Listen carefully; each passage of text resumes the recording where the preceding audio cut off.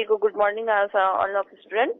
ठीक है, आज हम लोग पढ़ रहे हैं कृषि के स्थानीकरण का सिद्धांत। ठीक है, स्थानीकरण कल आपने जैसे जाना था कि लोकेशनल थ्योरी आपने कल पढ़ी थी, किसकी पढ़ी थी? बेबर की पढ़ी थी ना। तो आज इसी तरह भी कृषि के संदर्भ, वो तो आप उद्योगों के संदर्भ में थी, यहाँ पे कृषि के संदर्भ में भी कुछ थियरीज का डेवलपमेंट हुआ जिसको हम कृषि के स्थानीकरण के सिद्धांत के रूप में जानते हैं। और स्थानीकरण से पहले हम कृषि के संबंध की कहीं पे कृषि कैसे हो सकती है, उसके कृषि की दशाएं कैसी होनी चाहिए, उसके लिए कृषक के लिए क्या आवश्यक चीजें होनी चाहिए, इसके संदर्भ में हम थोड़ी सी बात करते हैं। तो कृषि के स्थानीकरण के जो महत्वपूर्ण कारक है, आप सबको पता होता है कि कृषि कहाँ पे होती है। यहाँ पर सामान्य कृषक क्या चाहता है कि कृषि कार्य वहाँ पे किया जाए जहाँ पे वो कम से कम लागत पे अधिक से अधिक फसलों का उत्पादन कर पाए। ठीक है, और इस कृषि के स्थानीकरण के जो को प्रभावित करने वाले जो महत्वपूर्ण कार्य, कहीं पे कृषि कब हो सकती है? जब उसमें वहाँ पे कृषि के लिए उपजाऊ जमीन हो, सिंचाई के पर्याप्त साधन हो, उर्वरक यानी कि खाद बीज जितने भी मैन्योर्स हैं वो सारे उपलब्ध हो, बीज हो और अच्छी क्वालिटी की मिट्टी हो, श्रम वहाँ पे हो, परिवहन वहाँ पे हो कि आपको सामान को एक जगह से लाने ले जाने वगैरह, उपकरण कृषि से रिलेटेड जितने भी उपकरण है या इंस्ट्रूमेंट हो वो उपलब्ध हो, तो वहाँ पे क्या होगा, कृषि कार्य में आसानी से होना संभव हो सकता है। कुछ ऐसे कारण है जो भौतिक कारक हैं जिसको हम कृषि के स्थानीकरण के जो कारक है उनको भी हम डिवाइड करें तो पहला कारक है धरातल। धरातल की बनावट कैसी है? हर जगह आप कृषि कार्य नहीं कर सकते। धरातल पृथ्वी की बनावट हेलो हेलो हेलो हेलो हाँ, लिंक है आप लोग? यस यस ठीक है, सबसे पहला जो धरातल है, धरातल कैसा, धरातल की जो बनावट है हर जगह पे भिन्न भिन्न है। कहीं पे ढाल है, कहीं मैदान है, कहीं पे बिल्कुल तीव्र ढाल वाले क्षेत्र है। तो धरातल भी एक महत्वपूर्ण कारक होता है कृषि के कार्य के करने के लिए। ठीक है, तो धरातल कैसा है, इसके लिए जो है प्रत्यक्ष ढाल रूप से ढाल की तीव्रता कृषि की सीमा को, अगर तीव्र ढाल होगा तो वहाँ पे हम गेहूं की खेती, कृषि कार्य जैसे महत्वपूर्ण धान की खेती वगैरह नहीं कर पाते हैं। तो इसलिए ढाल जो धरातल की बनावट है वो खेती को के या कृषि के स्थानीकरण के लिए बहुत महत्वपूर्ण कारक होता है। दूसरा होता है जलवायु।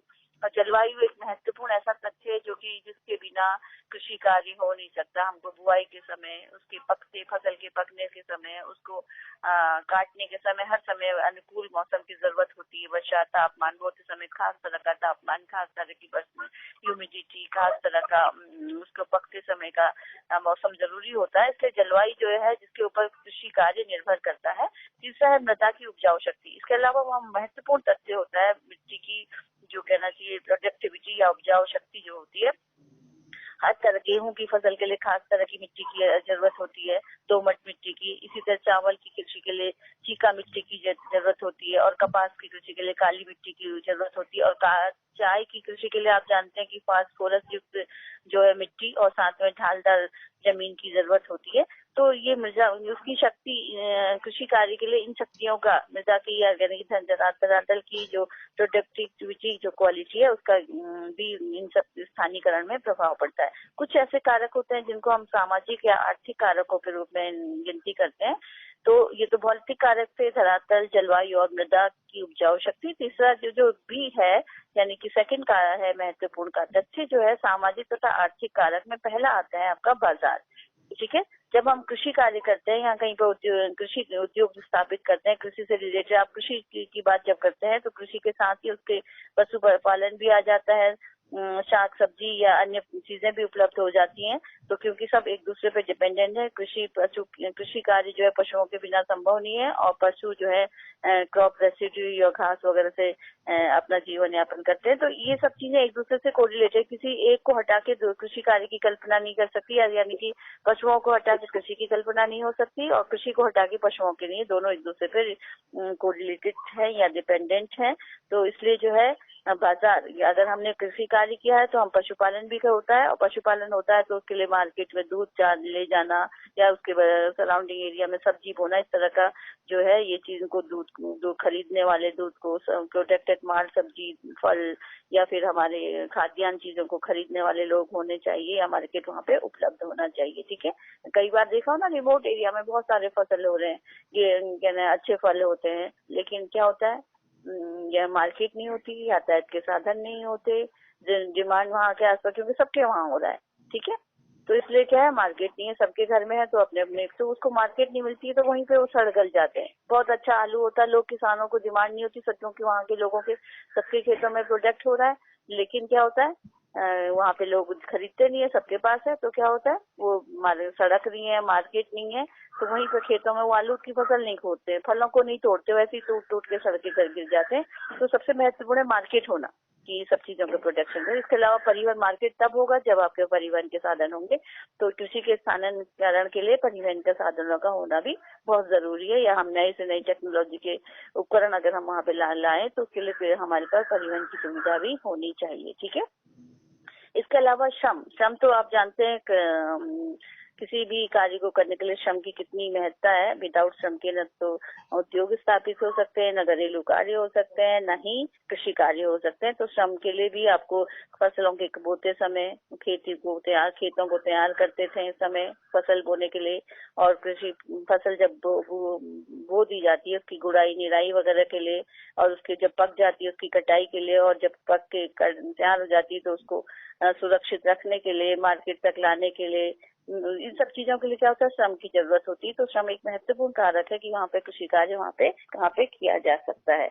इसके अलावा उद्यम एवं पद्धतियां हैं, इसके लिए किस तरह से, जैसे औद्योगिकरण हो गया है, वैसे कृषि भूमि की मांग भी क्या होती जा रही है, धीरे धीरे बढ़ती जा रही है। कृषि भूमि को जगह डाइवर्ट होती जा रही है इंडस्ट्रियल एरिया में या अर्बन एरिया में। तो क्या हो रहा है, जो टेक्नोलॉजी है, विश्व में अधिकांश किसान अपने पास किसानों के पास अपनी खुद की जमीन नहीं है। मोस्टली क्या हो रहा है, लोग बटाई पे काम कर रहे हैं, लीज पे काम, सरकारी जमीन पे लीज के पे काम कर रहे हैं। तो इस तरह से जो है उद्यम की जो कहना चाहिए एक परिदृश्य है, ट्रेंड है, वो क्या है, बदलता जा रहा है। तो इसको कहते हैं उद्यम की प्रवृत्तियां। इसके अलावा मांग तथा आपूर्ति में परिवर्तन, ठीक है, आप लोग सब जानते हैं मांग आपूर्ति के, आपने इकोनॉमिक्स में भी पढ़ा है कि जहाँ मांग होगी वहीं प्रोडक्शन होगा, डिमांड ही नहीं होगी तो सप्लाई नहीं होगी। इसलिए मांग और आपूर्ति किसी भी आर्थिक क्रिया के लिए स्थानीकरण का मूल मंत्र है। तो कृषि में भी ये लागू होता है, क्योंकि अगर प्रोडक्शन ज्यादा होता है तो कीमत गिरती जाती है, से बात कर रहे हैं, ठीक है।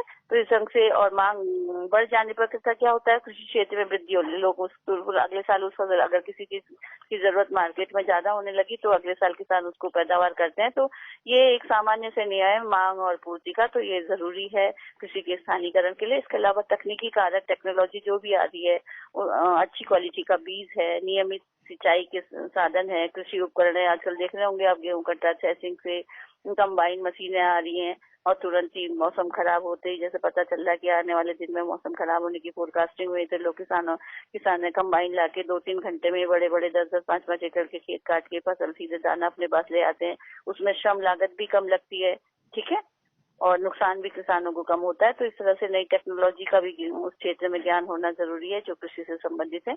इसके अलावा पहली मूल मंत्र है सिंचाई, और जहाँ पे जिन स्थानों में सिंचाई के साधन उपलब्ध नहीं होंगे वहां पर क्या होता है, कृषि कार्य करना बड़ा कठिन हो जाता है। तो इस सिंचाई के साधन की तो महत्व, वर्षा पे तो डिपेंड है ही है भारतीय कृषि या विश्व की तमाम जगहों की कृषियां, लेकिन अगर जहाँ पे सिंचाई की साधन उपलब्ध है, नहरें हैं, नलकूप वगैरह है, जिनके द्वारा पानी खेतों तक लाया जा सकता है, तो वहाँ पे जो है उद्योग स्थापित करने यानी कृषि कार्य करने में सुगमता होती है। इसके अलावा रीति रिवाज तथा शिक्षा का प्रभाव, इसके अलावा हम जानते हैं कि कुछ स्थानों के हर जगह के अपनी कृषि कार्य करने के तरीके होते हैं। कृषि के स्थानीकरण के लिए शिक्षा भी बहुत महत्वपूर्ण स्थान रखती है। अगर आप शिक्षित किसान हैंगे तो क्या होगा, कृषि के पुराने ढंग नहीं अपना के नई नई टेक्नोलॉजी को अडॉप्ट करेंगे। अगर पढ़े लिखे नहीं होंगे तो आप सब जानते हैं कि वो लोग अपने ट्रेडिशनल कृषि कार्य को करते हैं, जिसको हम निर्वहन कृषि कार्य कहते हैं। आजकल क्या होता है, बागानी कृषि या निर्वहन कृषि न करके लोग कॉमर्शियल कृषि की ओर जा रहे हैं। अगर वो पढ़े लिखे होंगे तो छोटे से एरिया में भी बहुत सारे फ्लावर का प्रोडक्शन करके उनको पूरे बाहर को सप्लाई करके अधिक पैसा कमा सकते हैं। इसी तरह वो सब्जियां पैदा कर साथ में फिश पॉन्ड वगैरह बना, दूध डेयरी करके इस तरह की नई टेक्नोलॉजी को इजाद कर सकते, ताकि उनको एक दूसरे के पूरक ये हैं, उनको भी फ्री ऑफ कॉस्ट अच्छी क्वालिटी की खाद मिल जाती है, अच्छी क्वालिटी के बीज वगैरह मिल जाते हैं, तो वो खुद भी इस तरह के कार्य करने लगते हैं। तो पढ़ा लिखा होना कृषि के कार्य के लिए भी वो उतना ही महत्वपूर्ण है जितना कि अन्य कार्यों के लिए पढ़ा लिखा होना जरूरी है। क्योंकि जो भी नई टेक्नोलॉजी आती है, जो भी कीटनाशक वगैरह आते हैं या जो भी ऐसे बीज इजाद होते हैं नए नए इंस्टीट्यूशन की ओर से कि कृषि कार्य के लिए उपकरण लाए जाते हैं, तो उनको वो बड़ी आसानी से अपने खेतों में अप्लाई करके अच्छी पैदावार पैदा कर सकते हैं और अपना भी और पूरे विश्व का भी में भी अपना योगदान दे सकते हैं। और उन्हीं जगहों पे इस कृषि का मुख्यतः अच्छा प्रोडक्शन होता है। इस संदर्भ में कुछ हमारे विद्वानों ने जो है कृषि की अवस्थिति यानी कि एग्रीकल्चर लोकेशन थ्योरी के नाम से जानते हैं, वॉन थ्यूनेन एक विद्वान है जो कि जर्मनी के बाल्टिक शहर के रहने वाले थे। और उन्होंने जो है, हालांकि वो समाजशास्त्री थे, लेकिन उन्होंने कृषि के स्थानीयकरण के लिए भी अपना एक सिद्धांत प्रस्तुत किया था। और 1900 कहना चाहिए उन्होंने अपनी 1826 में आइसोलेट स्टेट नामक एक पुस्तक लिखी, आइसोलेट स्टेट नाम की पुस्तक लिखी, जिसमें उन्होंने कृषि अवस्थिति सिद्धांत का अपना एक मॉडल तैयार किया, जिसको हम कहते हैं थ्योरी ऑफ एग्रीकल्चर लोकेशन। ठीक है, सुन रहे हैं आप लोग? Yes yes. हाँ, इसके अलावा जब थ्यूनेन ने भी जब अपना मॉडल प्रस्तुत किया कृषि कहाँ पे होनी चाहिए, कैसी होनी चाहिए, उसके लिए एग्रीकल्चर लोकेशन थ्योरी जब उन्होंने मॉडल बनाया, तो उन्होंने भी कुछ मान्यताओं, जैसे मैंने वेबर का सिद्धांत, उन्होंने कुछ हाइपोथेसिस ली, कुछ मान्यताएं लिखी, ऐसा होना चाहिए तभी ऐसा हो सकता है। तो इन्होंने भी कुछ मान्यताएं रखी थी। उसमें पहला था विलक एवं एकाग्र प्रदेश। उन्होंने कहा जो जहाँ हम कृषि कार्य करने जा रहे हैं वो एक आइसोलेट स्टेट हो, यानी कि बिल्कुल अलग थलग क्षेत्र हो, ऐसा विलक क्षेत्र हो जहाँ की जिसमें एक ही नगर हो, यानी कि ऐसा क्षेत्र जिसमें एक ही नगर हो, उसके चारों ओर एक विस्तृत कृषि हो, कोई क्षेत्र हो जिसके चारों ओर एक कृषि प्रदेश हो। ठीक है, सुन रहे हैं आप लोग? दूसरा है बाजार केंद्र, उसके सराउंडिंग एरिया में क्या है, एक इस एकांकीय प्रदेश में जो इन्होंने मान्यताएं रखी, हाइपोथेसिस रखी, उसमें कहा इन्होंने दूसरे नंबर पर इस एकांकीय क्षेत्र जो बिल्कुल एक अलग विलक क्षेत्र है, एक ऐसा प्रदेश जिसमें ये अपने चारों स्थित कृषि प्रदेश से उपजने वाली फसलों का एकमात्र जो भी सराउंडिंग एरिया में कृषि कार्य के लिए इसके द्वारा उत्पन्न चीजें हैं उसको खरीदने के लिए भी एक ही बाजार होना चाहिए, ये उन्होंने कहना चाहिए। यानी कि सराउंडिंग एक अलग प्रदेश, उसमें चारों कृषि प्रदेश और उस सेंटर में एक मार्केट जिसमें सराउंडिंग एरिया में जो प्रोडक्शन हो रहा है उसको खरीदने बेचने वाले लोग वहाँ पे आ जा सके। तीसरा उन्होंने माना समान प्राकृतिक वातावरण, यानी कि यूनिफॉर्म नेचर जो है, चारों ओर एक सही जलवायु की भौतिक दशाएं, मिट्टी, जलवायु या धरातल की जो दशाएं वो समान होंगी, ऐसे प्रदेश की कल्पना की। थ्यूनेन कहते थे कि प्राकृतिक वातावरण, धरातल, जलवायु, मिट्टी आदि एक समान है, इस प्रकार वहाँ की उत्पादन क्षमता एक समान है, क्योंकि अगर आपके सारा धरातल की बनावट, तापमान, जलवायु वगैरह सब एक सा होगा तो चारों ओर क्या होगा, एक सा ही प्रोडक्शन होगा, ऐसा उन्होंने माना था उस मॉडल में। चौथा उन्होंने माना कि अधिकतम लाभ किसान का मुख्य, जब किसान कृषि कार्य कर रहा है तो उसका मैक्सिमम क्या होता है, मकसद क्या होता है कि वो अधिक से अधिक लाभ प्राप्त करे। थ्यूनेन ने माना कि एकांकीय प्रदेश में रहने वाला किसान अपनी फसलों के क्रय से अधिकतम लाभ प्राप्त करने के इच्छुक होते हैं। ये किसान केंद्रीय बाजार में अपनी उपजों को बेचकर लाभ कमाते हैं। इसके लिए उनमें नगर की मांग अनुसार फसलों की किस्मों में हेरफेर करने की क्षमता होनी चाहिए, यानी कि उस जो बाजार केंद्र है उस अलग प्रदेश का, उसमें किसान अधिक से अधिक प्रॉफिट, हर किसान का मकसद होता है कि अधिक से अधिक पैदावार पैदा करूं और उसको अपने भरण पोषण के अलावा जो अतिरिक्त है उसको मार्केट में उसको बेच दिया जाए और उससे अधिक लाभ पैदा। और मार्केट में भी ये का वो अध्ययन करके कि मार्केट में किस चीज की ज्यादा डिमांड है तो उसी चीज को फसलों में अपने हेरफेर करके उसको बोता है और उससे अधिकतम लाभ प्राप्त करता है उस विलक प्रदेश में। ठीक है, नेक्स्ट है एक ही प्रकार का परिवहन साधन, यानी कि जो वो विलक प्रदेश की उसने कल्पना की, तो उन्होंने कहा कि सराउंडिंग एरिया चारों ओर, यानी कि ट्रेन भी चल रही है, पानी का भी मार्ग है, सड़क मार्ग भी है, पैदल भी है, तमाम तरह के जो परिवहन की सुविधा है वो न होकर केवल एक ही तरह का ट्रांसपोर्ट की व्यवस्था उन्होंने कही थी। थ्यूनेन ये मानते थे कि फसलों की उपज क्षेत्र से केंद्रीय बाजार तक पहुंचाने के लिए केवल एक ही प्रकार का परिवहन साधन होता है। उन दिनों ताकि जब उन्होंने मॉडल बनाया था ऐसे रेल, सड़क, ट्रेन से तमाम परिवहन के साधनों का विकास नहीं हुआ था, तो उन्होंने कहा था घोड़ा गाड़ी का ही प्रचलन उस समय था। तो थ्यूनेन ने कहा था कि चारों ओर घोड़ा गाड़ी जाने वाला वातावरण या हमारा एक विलक प्रदेश में इस तरह का परिवहन का साधन उपलब्ध होना चाहिए। इसके अलावा छठा उन्होंने माना अनुपातिक परिवहन, यानी कि प्रपोर्शनेट ट्रांसपोर्ट कॉस्ट कहा था। थ्यूनर ने कहा कि वस्तुओं का परिवहन व्यय, मैंने कल भी परिवहन व्यय की बात करती, एक जगह से दूसरी जगह ले जाने लाने का जो व्यय पड़ता है उस भार के द्वारा तय की गई अनुपात में बढ़ता। परिवहन व्यय उन्होंने कहा कि भार तथा दूरी के अनुपात में बढ़ता है। परिवहन का व्यय कृषकों को ही करना, उन्होंने कहा, और ये व्यय कृषक को ही अफोर्ड करना पड़ेगा। ठीक है, तो इस तरह की 6 मान्यताएं उनकी जो थी। नंबर 1 क्या था? विलग और एकाकी प्रदेश। नंबर 2 था बाजार, और नंबर 3 था सामान्य प्राकृतिक वातावरण, और नंबर 4 है अधिकतम लाभ किसान का मुख्य ध्येय होना चाहिए। नंबर 5 पे है एक ही प्रकार का परिवहन के साधन, और नंबर 6 पे है आनुपातिक परिवहन व्यय, यानी कि परिवहन व्यय भार और दूरी के अनुपात में बढ़ता जाएगा। इस तरह से उन्होंने अपनी कुछ मान्यताएं दी थी। और उसके बाद उन्होंने जो अपनी सिद्धांत की परिकल्पना की थी उसमें कहा कि उन्होंने माना कि एकांकी राज्य के केंद्र में एक ही नगर विकास होता है, उसके जो चारों ओर जो है एक ही नगर होना चाहिए। और इसके अलावा उन्होंने उत्पादन, विक्रय मूल्य, उत्पादन लागत तथा परिवहन लागत पर निर्भर करता है उनका सिद्धांत, और इस किसी भी किसान को लाभ इन 3 चरों के संबंधों पर ही निर्भर करता है, ऐसा थ्यूनर की मान्यता थी। और थ्यूनर ने जो अपना मॉडल बनाया, ठीक है, जो कृषि का मॉडल उनकी जो उन्होंने कहा, वान थ्यूनर ने केंद्रीय बाजार नगर के चारों ओर विकसित होने वाली कृषि की 6 उन्होंने कृषि की जो एक सेंटर बनाया, एक गोल खींची है, इसमें मैं आपको डायग्राम भेजूंगी। एक गोल सर्किल उन्होंने बनाया और उसमें कहा था कि उसको कितनी पेटियों में बांटा था, उसको 6 पेटियों में बांट दिया। प्रथम पेटी जब उन्होंने कहा, बीज अगर एक गोल सर्किल बनाया, इसी तरह का मॉडल है, पहला उसको 6 लाइन में ड्रॉ कर दें गोल सर्किल में। तो प्रथम पेटी में उन्होंने कहा, प्रथम पेटी में केंद्रीय बाजार नगर, ठीक है, प्रथम नई पेटी जो बिल्कुल सेंटर में होगी, किसी गोल आकार के बिल्कुल सेंटर में जो पार्ट होगा, उन्होंने कहा था वो बाजार होगा, ठीक है, बिल्कुल सेंटर में।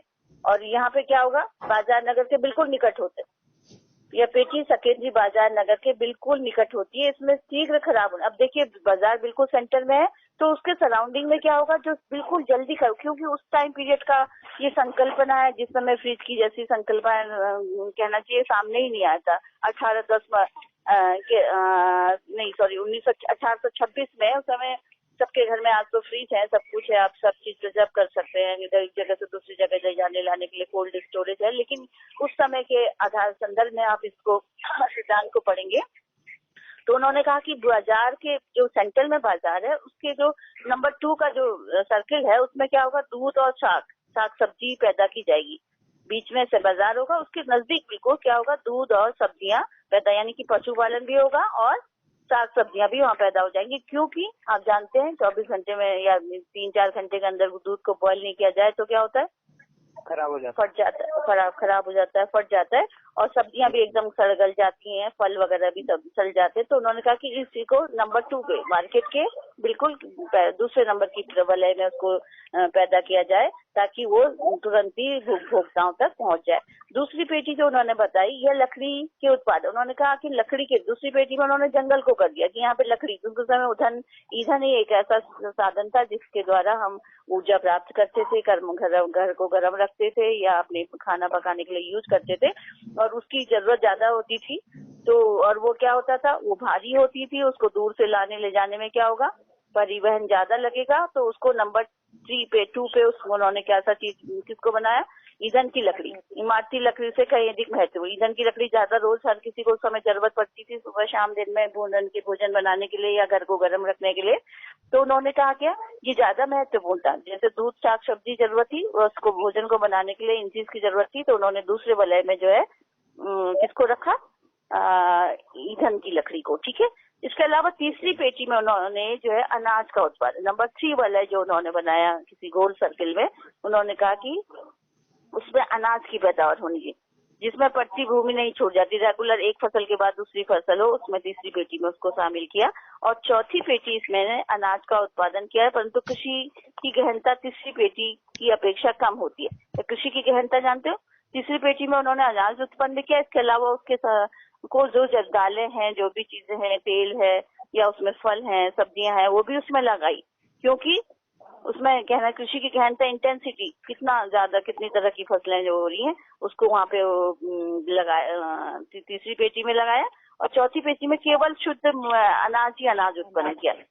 ठीक है। इसमें कुछ भूमि पर पशु चारण भी किया जाता है। कुल भूमि का लगभग 14% प्रति भूमि के रूप में, और इस भूमि में यानी कि फैलो लैंड जिसको कहते हैं, यानी प्रति एक फसल ली तो कुछ 2-3 महीने के लिए जमीन छोड़ दी खाली, और फिर अगली फसल के लिए। तो इसको किसमें, चौथी पेटी के अंदर करना। और तीसरी पेटी के अंदर हमेशा साल भर पैदा होने वाले फसलों को उन्होंने पैदावार की। और पांचवी पेटी के अंतर्गत उन्होंने अनाज की उत्पादन की पेटी है। परंतु इसमें कृषि गहनता चौथी पेटी से इसमें और भी कम है। अनाज उत्पन्न होता है, जैसे ऐसे चीजें जो कि जिसको प्रोडक्शन में ज्यादा टाइम लगता है, और उसमें इंटेंसिटी कम रखी उन्होंने। इस पेटी में 3 खेत प्रणाली पर पाई जाती है। 3 फील्ड सिस्टम बनाए थे इन्होंने, कैसे कैसे उसको बनाया जाए।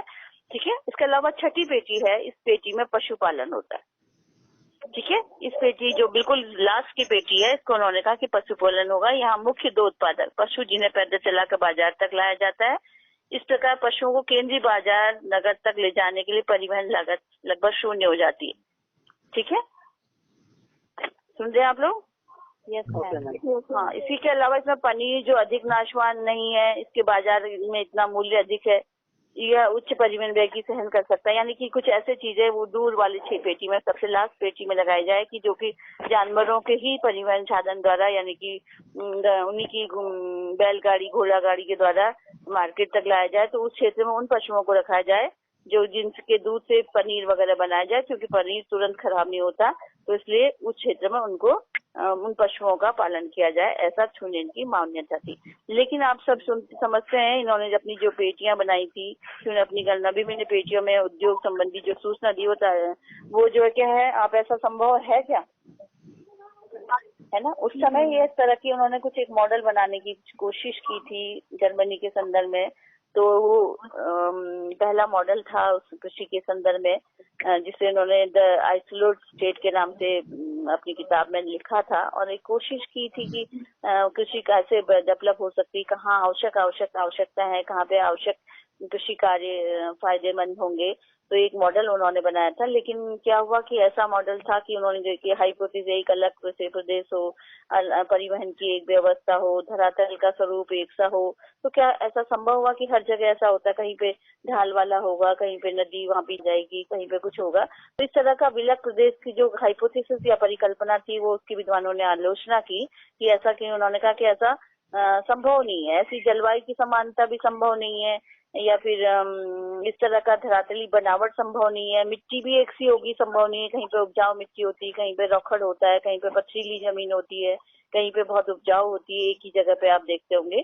तो इस भिन्नता के कारण जो इन्होंने कल्पना तो की, इस तरह की हाइपोथेसिस का मॉडल तो बनाया, लेकिन उसकी विद्वानों द्वारा आलोचना की गई। उन्होंने विद्वानों ने इसको ये कहकर की आलोचना की कि इसको यूनियन के जो विचार थे उसको पूरी तरह अस्वीकार कर दिया था कि एकांकी प्रदेश में नदी या मुख्य नगर के अतिरिक्त कोई अन्य छोटा नगर उपस्थित हो तो भूमि उपयोग में परिवर्तन हो जाते। यानी कि वो कहते हैं कि उन्होंने ये भी कि अगर नगर ऐसा क्षेत्र हो, उसमें कुछ और भी कुछ नया छोटा नगर या नदी कुछ आ जाएगा, तो अलग तरह का भौगोलिक वातावरण बन जाएगा। इसलिए इस तथ्य की भी आलोचना हुई। इसके अलावा यूनियन ने एकांकी प्रदेश में बाजार नगर के चारों ओर धरातल, मिट्टी, जलवायु आदि संबंधी भौतिक तत्व एक समान होते हैं, इस तरह की जो परिकल्पना की, ये अगर आप धरातल पे देखेंगे तो ऐसा बिल्कुल नहीं होता। पग पग पे 15 कोस में पानी और भाषा तक बदल जाती है, जहाँ धरातल के स्ट्रक्चर में अंतर आ जाता है, भूमि की बनावट में अंतर आ जाता है, मिट्टी के स्वरूप में अंतर आ जाता है। कहीं मिट्टी में पोटेशियम की मात्रा, कहीं नाइट्रोजन की मात्रा अधिक होती है, कहीं किसी खास जगह तमाम तत्वों की उपलब्धता होती है।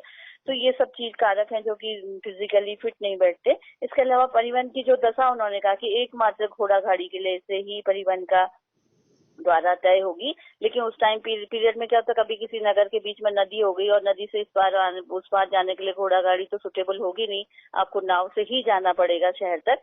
तो क्या होगा, तो ये सिद्धांत पूरी तरह से में फेलियर हो जाता है कि इन्होंने कहा कि एक ही तरह का परिवहन का साधन उपलब्ध होना चाहिए। इसके अलावा आधुनिक, अगर वो कहते हैं नदी है तो नदी के द्वारा ही परिवहन होगा, केवल नाव के द्वारा। इस तरह का संबंध जो उन्होंने परिकल्पना कर दी, वो बहुत ही कहना तथ्यपूर्ण नहीं नजर आती है आज के संदर्भ में या उस समय भी। आधुनिक तकनीकी, उन्होंने कहा कि फलों, नई नई चीजों को पैदावार के लिए अच्छा फसल पैदावार के लिए अच्छी किस्म के बीज या तमाम तरह के उपकरणों का यूज होना चाहिए। उस समय तकनीकी वस्तुओं की काफी सुरक्षित माना है, उन्हें भी तक दूर तक पहुंचा। उन्होंने कहा था इस तरह से कि जो भी हम लोग डब्बा बंद पनीर, दूध, शाक सब्जियों को समय, आज के समय में ऐसा संभव नहीं है। तमाम चीजों को अमेरिका से भी कुछ बन के आ रहा है तो हम यहाँ बैठे बैठे खा ले रहे हैं, या यहाँ से कुछ तैयार माल जा रहा है तो उसको हम खा रहे हैं। डब्बा बंद दूध आ रहा है, सब्जियां आ रही हैं, अचार आ रहे हैं, जैम आ रहे हैं, मुरब्बे आ रहे हैं, तमाम चीजें आ रही हैं। तो उस समय जो उन्होंने इस तरह का जो प्रतिबंध लगा था कि गांव के जो है, जो बर्फीला प्रदेश है उसके छठे नंबर पे इस तरह का उत्पादन होगा, लेकिन ऐसा संभव नहीं है। आजकल तो कहीं से भी कहीं चीजें पहुंच जा रही हैं, तो ये बिल्कुल तथ्यपूर्ण नहीं लगता। इसके अलावा ईंधन, उन्होंने कहा था कि उन्होंने घरों को गर्म रखने के लिए ईंधन के रूप लकड़ी के प्रयोग को बताया था, या भोजन सब्जी भोजन आदि पकाने के लिए। इसलिए अपनी साग सब्जी, दूध, नाशवान वस्तुओं को के बाद लकड़ी को रख दिया था उन्होंने। सबसे पहले कॉलम में उन्होंने दूध, सब्जी, फल वगैरह को रखा, तो दूसरे में लकड़ी को पैदावार रखी। तो ये भी क्या है, सारी लकड़ी का उत्पादन लगभग पूर्णतः अब तो समाप्त ही हो गया। उस समय तो लकड़ी एक एसेंशियल चीज तब भी कहा जाए, लेकिन बिल्कुल मार्केट के चारों ओर जंगल कितना हार्मफुल हो सकता है जंगली जानवरों से या तमाम तरह से। तो वो हालांकि इन्वायरमेंट की दृष्टि से अच्छा होगा, लेकिन आजकल तो लकड़ी की उपयोगिता ही नहीं है। और नगर के चारों जंगल लकड़ी लगा दी जाए तो वो तो इस समय बिल्कुल भी तथ्यहीन सी लगती है बात। इसके अलावा व्यापारिक अंतर संबंध, यूनियन ने व्यापारिक अंतर संबंध में कहा था वो जो मार्केट चारों ओर का एक एरिया है वो केवल उसी बाजार में सामान बेचेगा। तो ये जो आजकल तो पूरी दुनिया में ग्लोबलाइजेशन का समय है, जहाँ पे दाम नहीं मिला तो आदमी दूसरी जगह माल बेच देता है। अगर मार्केट में भाव डाउन हो तो सब अपने पास स्टोर कर लेता है, जब मार्केट में डिमांड होती है तब उस सामान को निकालता है। तो ये इस समय भी ये भी तथ्य पूरक नहीं लगता कि इस तरह से उद्योग स्थापित हो जाएंगे, कृषि कार्य स्थापित हो सकता है। इसके अलावा प्रतिस्पर्धा केंद्र, यूनियन की कल्पना के साथ एकांक प्रतिनिधि के एक ही केंद्रीय नगर होता है। इसके इर्द गिर्द केंद्रीय वृत्ताकार जो क्षेत्र है वो क्या है, कृषि पेटियां हैं। तो यूनियन के बाद स्वयं बाद में भी इस उपनगर के प्रभाव को अस्वीकार किया था। ये कहते हैं कि नहीं, ऐसा संभव नहीं है। यूनियन बाद में जब विद्वानों ने इसकी आलोचना की, उन्होंने कहा नहीं, उपनगर होने चाहिए ताकि लोग वहां से भी जो उत्पादित चीज है उसको अपने नगर तक रख सकें, यहाँ से जो एक्सेस है, ज्यादा माल है, उसको दूसरी जगह लाके बेच सकें। तो इस बात को उन्होंने भले स्वीकार किया। इसके अलावा 7वां है किसानों की रुचि। ठीक है, किसानों की रुचि भी किस पे डिपेंड करती है, उनकी एजुकेशन पे डिपेंड करती है, एक यूनियन मानते थे। तो उन्होंने, परंतु किसान क्या चाहते हैं, उनकी रुचि डिमांड से ज्यादा उनकी होती है कि कितना ज्यादा मार्केट में उसको बेचा जाए, कैसी डिमांड है, और उसके आधार पर वो चाहते हैं कि अधिक से अधिक लाभ कमाया जाए। इसलिए उनका ट्रेंड क्या होता है, जो भी मार्केट में चलन, जिस चीज की डिमांड है, अगर कोई खास तरह के फल होते हैं तो वही बोने लगते हैं। अगर कोई चीज मार्केट में महंगा हो रहा है तो अगले साल किसान उसको तुरंत बोलने लगते हैं कि मार्केट में इसका दाम अधिक मिल रहा है, क्योंकि वो किसी भी कीमत पर क्या चाहता है, अधिक से अधिक लाभ कमाना चाहता है। उसके अलावा उन्होंने कहा कि आकलन यानी क्वेरी, ठीक है, सुन रहे हैं आप लोग, ठीक है। इस ढंग से जब हम किसानों की यूनियन के सिद्धांत की संदर्भ में व्याख्या करते हैं तो वर्तमान संदर्भ में परिप्रेक्ष्य में तो ये सिद्धांत कहीं पे भी जो है सार्थक या उपयोगी नहीं लगता। लेकिन जिस समय उन्होंने मॉडल बनाया था द आइसोलेट स्टेट बुक में, उन्होंने उसका वर्णन लिखा था और उसके मॉडल को पूरी दुनिया में तहलका मचाया था कि एक नया थ्योरी आई है जिसका नाम है एग्रीकल्चर लोकेशन थ्योरी। कैसे किसी जगह पे कृषि का उद्योग को लगाया जाए, कैसे कृषि का स्थानीकरण किया जाए। तो उस समय के लिए बहुत एक सभी विद्वानों का ध्यान इस ओर गया था। और भूगोल के लिए, हालांकि समाजशास्त्री थे, कृषि भी भूगोल की एक शाखा है, तो भूगोल के लिए जो है ये एक कहना चाहिए अभूतपूर्व देन थी यूनियन का मॉडल। और इसी से प्रभावित होकर अन्य एग्रीकल्चर इंटेंसिटी से संदर्भ में या एग्रीकल्चर प्रोडक्शन के संबंध में कई सारे मॉडलों का निर्माण हुआ। और भले ही आज इसकी उपयोगिता नहीं है, लेकिन अपने समय में जब इसने अपने मॉडल का विकास किया था यूनियन ने, तो अपने आप में एक महत्वपूर्ण भूगोल को एक मॉडल दिया था जिसको हमको आज भी पढ़ना पड़ा है कि कहीं ना कहीं उसकी उपयोगिता थी कि मॉडल तो सामने आया, ठीक है, तो उसमें फेर बदल करके उनकी प्रोडक्टिविटी के आधार पर, मार्केट की डिमांड के आधार पर, जलवायु की दशाओं के आधार पर अलग अलग जगह पर अलग अलग कृषि कार्यों का इसी आधार पर निर्धारण किया गया। तो ये यूनियन का मॉडल था। इसको मैं अभी कुछ वो भेजूंगी फोटोग्राफ, उसको समझ जाएंगे आप, जितने भी 6 व्रत उन्होंने बताए थे उसके बारे में, ठीक है। ठीक लगा? आप लोगों को कोई प्रॉब्लम तो नहीं, कुछ पूछना है? हाँ, तो आज इसको इतना ही देखते हैं, फिर कल तो आपकी क्लास नहीं होगी शायद, फिर नेक्स्ट जो भी होगी कुछ और देखेंगे, ठीक है? आप लोग पढ़ते रहिएगा, पढ़िएगा, उसके बाद कुछ नहीं समझ में आएगा तो पूछिएगा, ठीक है? ओके। हाँ ठीक है बेटा, समाप्त करती हूँ मैं, ठीक है? Okay, bye.